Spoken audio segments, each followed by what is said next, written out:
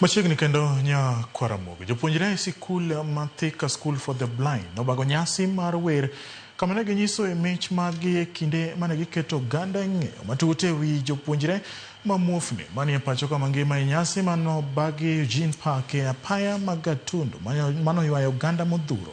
Jopuonj maduong' mar skulno Dr. Julia Keitano wacho ni nitiere dwaro mondo mi oganda ochwal kony ne jopuonjre go kokalo kuom chiwo negi otese mag somo ma itiyogo gi jopuonjre ma onge nyalo mar neno, ka bende ne okwayo piny owacho mondo kony loso lwasi makare ne jopuonjre go. Direkta mar riwruog jogo ma onge kod nyalo mar neno Samson Wawero opuoyo chenro makamano mowacho ni biro duoko chien akwede ma osebedo ne jogo ma onge kod nyalo mar neno.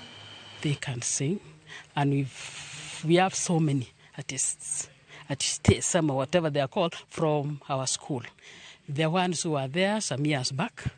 So we decided even these young ones, let them know that they can do it. Let us bring them out of our school, not only in the national music festivals, but also to the community. Let the community also feel them.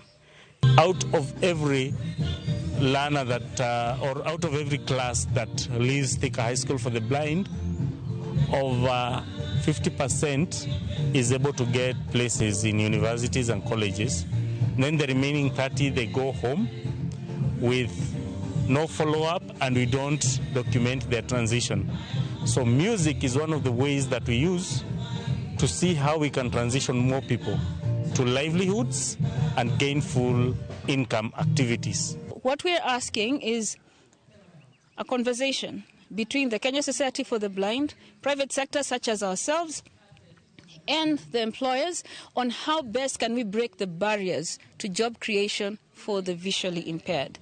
Now, today's concert was to educate the public who attended about the need to look at the cost of education for a visually impaired person.